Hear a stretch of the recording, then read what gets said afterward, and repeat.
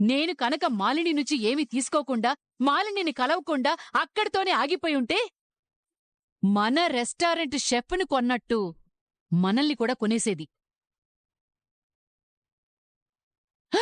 ఆ అవకాశం మన మాలినికెందుకివ్వాలి? మీరే అంటారు కదా, శత్రువుని ఎప్పుడూ పక్కనే పెట్టుకోవాలి అని. నేనదే ఫాలో అయ్యాను. ఇది ఉంగరం కాదండి, మాలిని చేసిన తప్పుకి గుర్తు. ఇది నేను తీసుకోబట్టే ఈరోజు మాలిని ఇంటికొచ్చింది. మనమేం తప్పు చేస్తున్నామో మనకి తెలియచేసింది. మన తప్పులు ఆ మాలిని చెప్పడమేంటి పిన్ని? నిజానికి మీ నాన్న మాలిని ముందు అవమానపడ్డానికి కారణం మాలిని కాదు దశరథ, మరెవరు? ఈ కార్తిక్ గాడు.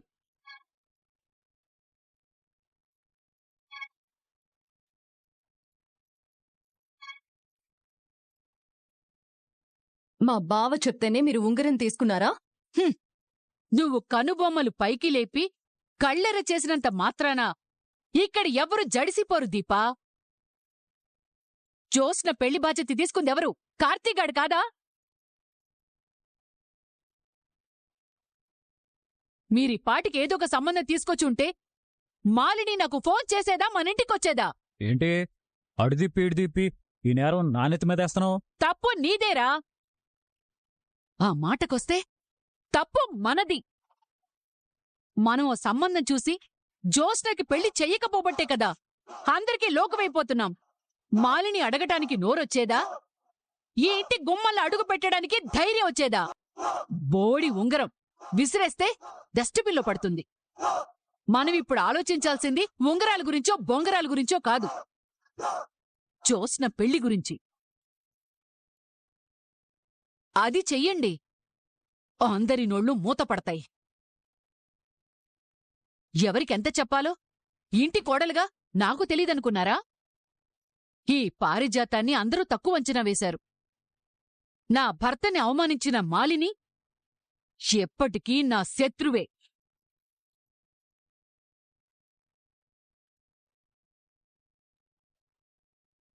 జోస్న పెళ్లి మండపంలో మాలిని చేతిలో ఈ ఉంగరం పెట్టి నేనంటే ఏంటో చెప్తాను. అప్పటివరకు ఇది నాతోనే ఉంటుంది. ఇప్పుడేం చేద్దాం తాత? చేయటానికేం లేదురా. ఏం జరిగినా మన మంచికే అంటారు కదా, ఇది మన మంచికే. మాలిని మన కంపెనీలోకే కాదు, మన ఇంట్లోకి కూడా వచ్చేసింది.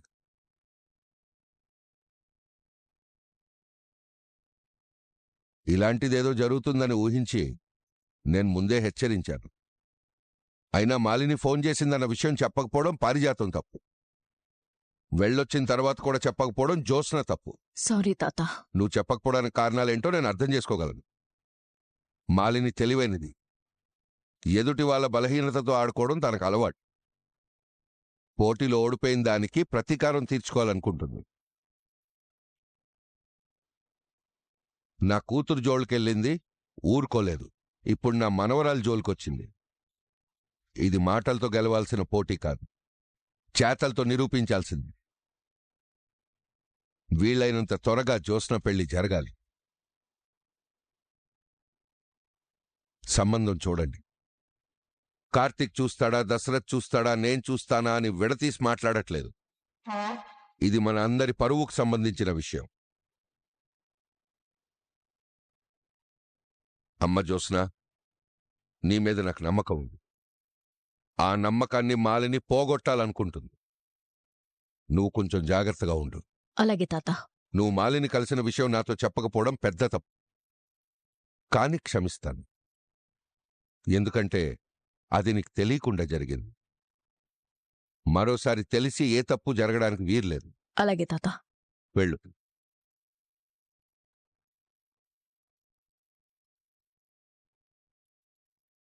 గ్రానీ, వచ్చావా? నీకోసమే వెయిట్ చేస్తున్నానే. మీ తాత మనల్ని క్షమించినట్టేగా? చాలా పెద్ద గండం గడిచింది గ్రానీ. అయినా నువ్వేంటి అలా ఒప్పేసుకున్నావు? కొన్నిసార్లు ఒప్పుకోవడం కూడా మంచిదే. సూరజ్గాడు ఇరికించాడు. మీ తాత ఆగ్రహానికి నేను బలైపోతానని నాకు తెలుసు. అందుకే రివర్స్ డ్రామా ఆడాను. ఈ ఉంగరం నీతో పెట్టుకోవడం వల్లే నువ్వు దొరికిపోయావు. అంతలేదే, ఆ సూరజ్గాడు మన మీద నిఘా పెట్టాడు. నీ అంతు తేల్చేదాకా వదిలిపెట్టాడు. వాడికి ఇప్పుడే బుద్ధి చెప్తాను చూడు. ఇదిగో ఇదిగో జోస్నా! అయ్యో, ఇదో గొత్తి. ఆవేశం ఎక్కువ, ఆలోచన తక్కువ. ఇప్పుడెళ్ళి ఏం గొడవ చేస్తుందో ఏంటో. రే సూరజ్, బయటికి రారా.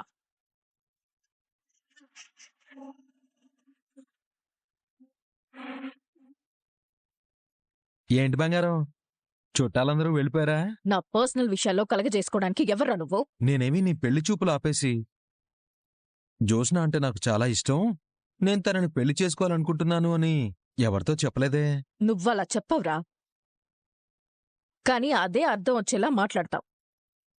ఫోటో తీయడం ఒక్కటే అనుకున్నాను, ఇప్పుడు కవిత రాయడం మొదలుపెట్టావు. నేనేం కవిత రాశాను? పెళ్లికొడుక్కి నా గుణగణాల గురించి వర్ణించి చెప్పావు కదా. అది కవిత కాదు బంగారం, నీ మీద నాకున్న అభిప్రాయం చెప్పాను. నీ అభిప్రాయం 100 అపార్థాలకి దారి తీసేలా ఉంది. పెళ్లి చెడిపోయిందని నువ్వేమైనా ఫీల్ అయ్యావా బంగారం? పెళ్లికి నేనెక్కడ ఓకే చెప్తాను అని నువ్వు టెన్షన్ పడ్డావు కదా. నిన్ను నేను తప్ప ఈ ప్రపంచంలో ఎవ్వడూ భరించలేడు. పొరపాటున భరిస్తానని కర్మకాలి ఎవడైనా ముందుకొచ్చినా పెళ్లైన 2వ రోజే సన్యాసం తీసుకుని వెళ్ళిపోతాడు. పోతే పోనివరా, నీకేంటి? నా పర్సనల్ విషయాల్లో, నా ఫ్యామిలీ విషయాల్లో నువ్వెందుకు ఇన్వాల్వ్ అవుతావు? అన్నీ నీలా చూస్తూ ఊరుకోలేం కదా. ఎవర్రా నీ సాయం అడిగింది? దక్షిణామూర్తి మా మమ్మీ వాళ్ళ డాడీ, శివనారాయణ మా తాత. మా 2 కుటుంబాలకి చాలా ఏళ్ల నుంచి గొడవలున్నాయి. అలాంటిది వాళ్లు పెళ్లి సంబంధం తీసుకొస్తే మా తాత ఊరుకుంటాడా? మా తాత ఏవైనా అంటే ఆ దక్షిణామూర్తి తాత ఊరుకుంటాడా? మధ్యలో నువ్వెందుకు మా తాతను సపోర్ట్ చేస్తూ వాళ్లతో గొడవపడతావు? మా ఫ్యామిలీ దృష్టిలో నువ్వు గొప్పగా కనిపించడానికే కదా. నన్నెవడూ గొప్పోడని గుర్తించాల్సిన అవసరం లేదు.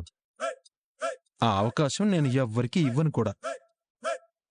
ఎందుకంటే నా గుర్తింపు నేనే ఇచ్చుకుంటాను. మా గ్రానీ నేను మాలిని ఇంటికెళ్లిన విషయం నువ్వెందుకు చెప్పావురా? నేను ఉంగరం గురించే చెప్పాను. అదొక్కటి చాలు మహాశయ, జీవితాలు నాశనం అవ్వడానికి. ఏదో మా అదృష్టం బాగుండి మా గ్రానీ ఏదో కవర్ చేసింది. మా తాత మూడ్ బాగుండి క్షమించి వదిలేశాడు. లేదంటే మా ఇద్దరికి ఏ శిక్ష పడేదో ఊహించుకోలేము. అంత భయపడేదానివి ఎందుకెళ్ళావు? నా శత్రువింటికి నేను కావాలని వెళ్తానా? మా గ్రానీ తీసుకెళ్ళింది. అయినా అవన్నీ నీతో చెప్పాల్సిన అవసరం లేదు. మరైతే ఇప్పుడు ఎందుకు వచ్చినట్టు? నీకు ఉండడానికి అవుట్ హౌస్ ఇచ్చారు కదా, ఇక్కడే ఉండు. ఆ ఇంట్లోకి రాకు. ఎవ్వరిని ఇంప్రెస్ చేయాలని ట్రై చేయకు. నువ్వు ఇంప్రెస్ అయ్యావా? అది ఎప్పటికీ జరగదు. నువ్వు స్ట్రాంగ్ గా ఉన్నప్పుడు ఎందుకు ఫీల్ అవడం? నేను నా గురించి మాత్రమే కాదు, నా ఫ్యామిలీ గురించి కూడా మాట్లాడుతున్నాను. కేవలం నీ వల్లేరా మా ఇంట్లో నా పెళ్లి గురించి మాట్లాడుతున్నారు. అది ఇక్కడతో ఆగలేదు, మాల్ని వరకు వెళ్ళింది. నన్ను రప్పించుకుంది, ఇంటికి పెళ్లి సంబంధం తీసుకొచ్చింది. ఇప్పుడు మీరంతా కలిసి ఎలాంటి స్టేట్మెంట్ క్రియేట్ చేశారో తెలుసా? శివన్నారాయణ గారి మనవరాలికి పెళ్ళవడం లేదు, ఆ పిల్లకి ఇంట్లో వాళ్లు పెళ్లి చేయలేకపోతున్నారు, బయట వాళ్లు సంబంధాలు తీసుకొచ్చినా కుదరడం లేదు. ఇదిరా మీరు క్రియేట్ చేసింది. రేపు మా చుట్టాల్లో బంధువుల్లో కరెంట్ హాట్ టాపిక్ ఇదే. ఇది పోవాలంటే నువ్వు పెళ్లి చేసుకోవాలి. వద్దురా, నీకు ఆ మాలినికి చెరొక దండం పెడతాన్రా. మీ ఇద్దరికి సంబంధం లేదు కాని మీ ఇద్దరు నా జీవితంతో ఒకేలా ఆడుకుంటున్నారు. అది కాదు బంగారం. వద్దని చెప్తున్నప్పుడు విను. మరోసారి నా పెళ్లి విషయంలో నువ్వు కలగజేసుకోకు. నాకు నీకు ఏ సంబంధం లేదు. నా గుణగణాల గురించి నువ్వు వర్ణించాల్సిన అవసరం లేదు. నాకు నా ఇంటికి కాస్త దూరంగా ఉండు. అది కాదు బంగారం, నేను ఇప్పటికి నా పరువు తీసింది చాలు, ఇంకో వదిలే, అది నీకే మంచిది. ఆపిల్ తినిపో.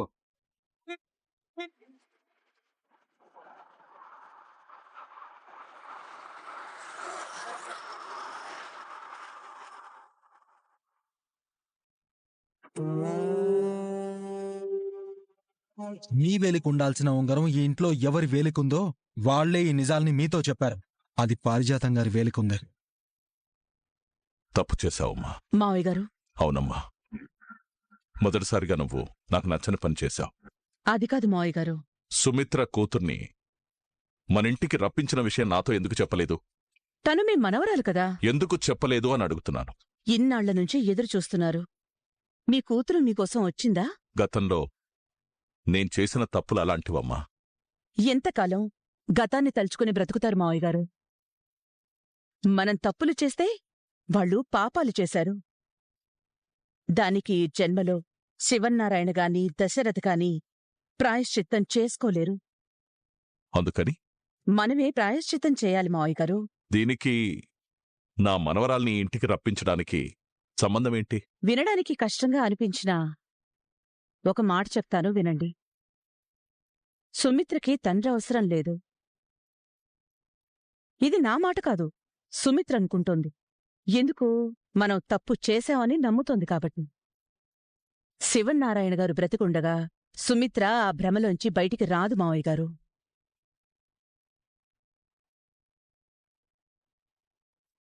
సుమిత్రని రాబట్టాలి అంటే నా మేనకోడల్ని నేను మచ్చిక చేసుకోవాలి అనిపించింది.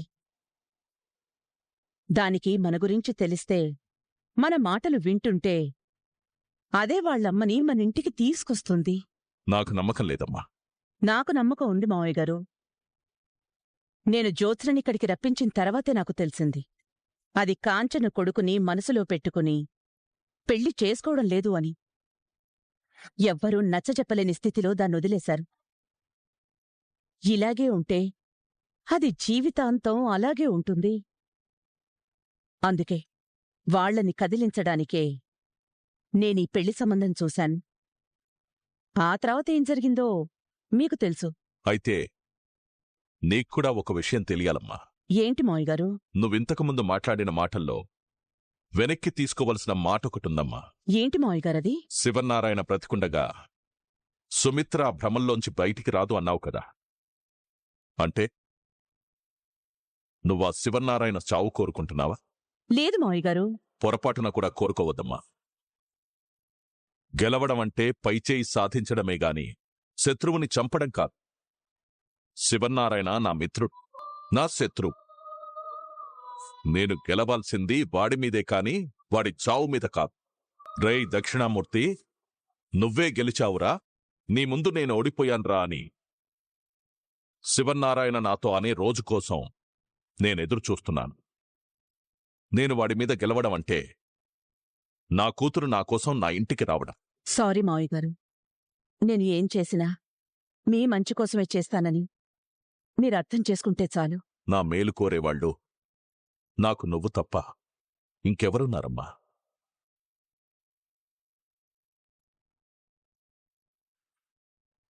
నేను సుమిత్ర కూతుర్ని ఇంటికి రప్పించింది దానికి పెళ్లి చేసి అత్తారింటికి సాగనంపడానికి కాదు మావయ్య గారు. నా ప్లాన్ వేరే ఉంది. నీ మనవరాలు నా చేతికి దొరికిన ఆయుధం లాంటిది. ముందు ముందు దాన్ని ఎలా వాడతానో మీరే చూస్తారుగా.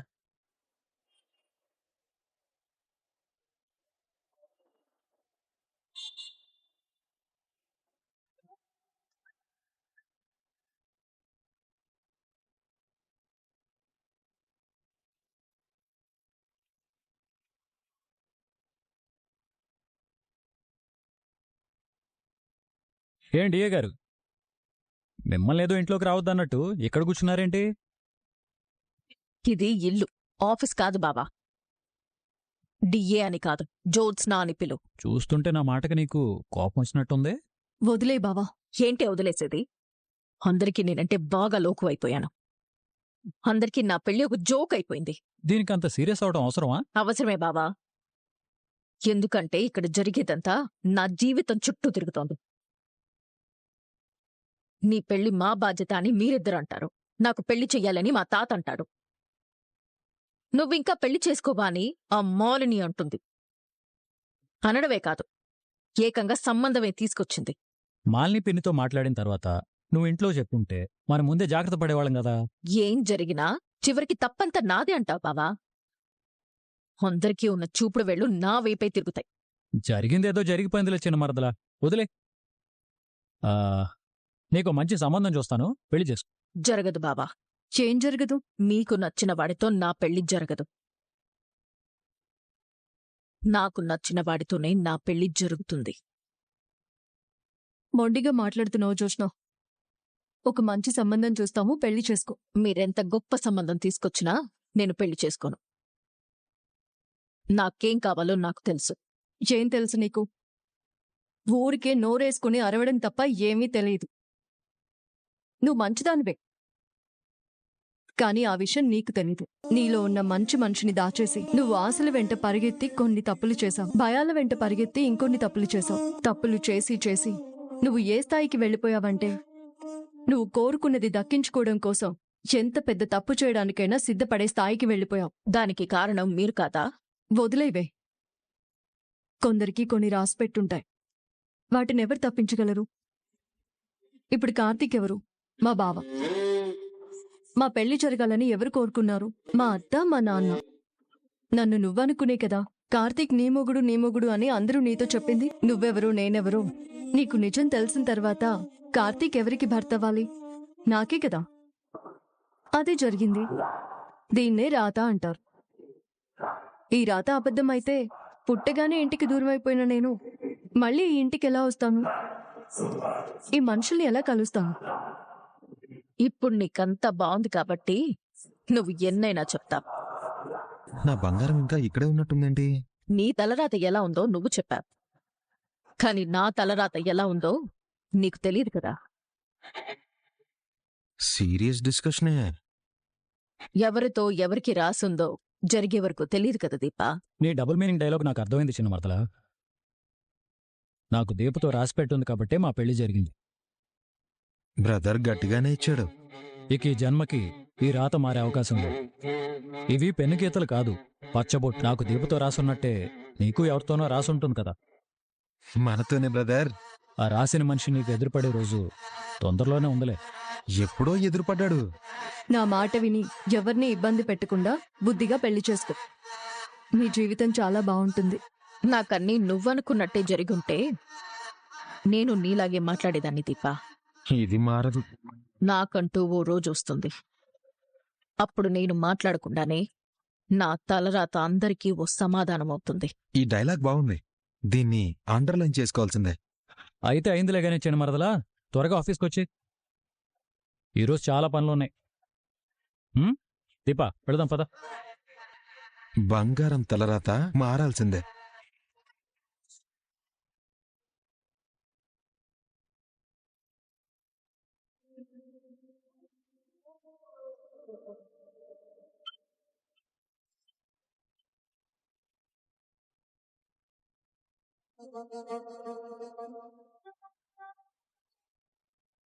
ఏం యాక్టింగ్ రానిది. పాపం సూరజ్ ఎంత శ్రద్ధగా పని చేసుకుంటున్నాడో అనే మంచి పేరు కోసమే కదా ఈ డ్రామాలన్నీ. Please don't disturb me. అంత శ్రద్ధగా ఏం రాస్తున్నావో? నా తలరాత. బ్రహ్మదేవుడు మీకు కజినా? లేదు, మా బాబాయ్.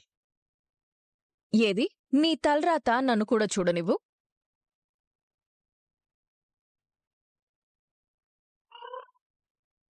రేయ్, అది నా పేరు కదరా.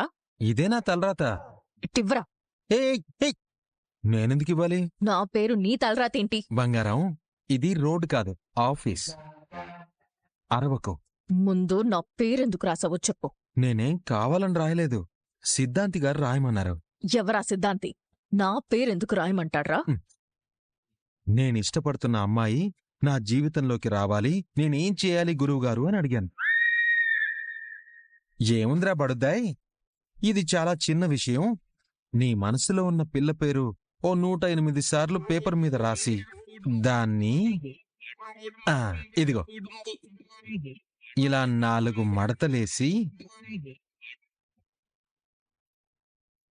దానిమీద ఇలా ఇలా ఇలా వేలుతో 3 సార్లు కొట్టి ఆ తర్వాత దీన్ని జేబులో పెట్టుకోమన్నాడు. పెట్టుకుంటే ఈ విశ్వం నా కోరిక విని నా మనసులో ఉన్న పిల్లని నా ముందు నిలబెడుతుందంట. అదెలాగో సగం నిజమైందనుకో. ఏంట్రా నిజమయ్యేది? ఊరికే అస్తమానం మొగుని పిలిచినట్టు రా రా అని పిలవకు. పెళ్ళైన తర్వాత ఎలాగూ పిలుదుగానిలే. రేయ్ చచ్చినోడా! ఏయ్! దీనికప్పుడే కాదు, ఇంకా టైం ఉంది. నాకిప్పుడే నొక్కేయాలనుంది. 100 ఏళ్లకు సరిపడా ఆశలన్నీ పేపర్ మీద రాసి పెడుతున్నాను. నువ్వు అప్పుడే చీటీ చింపేస్తానంటే ఎలా? నీకు ఇంతవరకే రాసుందనుకో. మనకి చాలా రాసుందిలే. అయినా ఎవరితో ఎవరికి రాసిందో జరిగే వరకు తెలియదు కదా జోష్నా. ఈ మాట ఎక్కడో విన్నట్టుంది. ఎవరితో ఎవరికి రాసుందో జరిగే వరకు తెలియదు కదా దీపా. నాకంటూ ఒక రోజు వస్తుంది, అప్పుడు నేను మాట్లాడకుండానే నా తలరాత అందరికీ తెలుస్తుంది. రేయ్, ఇవన్నీ నేను మా బావతో అన్న మాటలురా.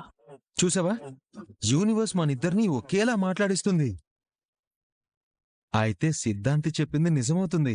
ఏంటి గడిద గుడ్డు నిజమయ్యేది? నేను మా బావతో అన్న మాటలని నువ్వు చాటుగా విన్నావు. చాటుగా వినడానికి నువ్వేమీ 4 గోడల మధ్య మాట్లాడలేదు బంగారం. 4 దిక్కుల మధ్యలో మాట్లాడావు.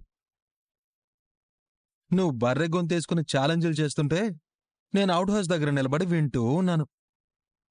నీకు ఛాలెంజ్లు అవసరమా బంగారం? నువ్వు చాలా అడ్వాంటేజ్ తీసుకుంటున్నావురా. ముందు ఆ పేపర్ని చింపి డస్ట్బిన్లో పడి, లేదంటే డస్ట్బిన్లో నిన్ను పడేస్తాను.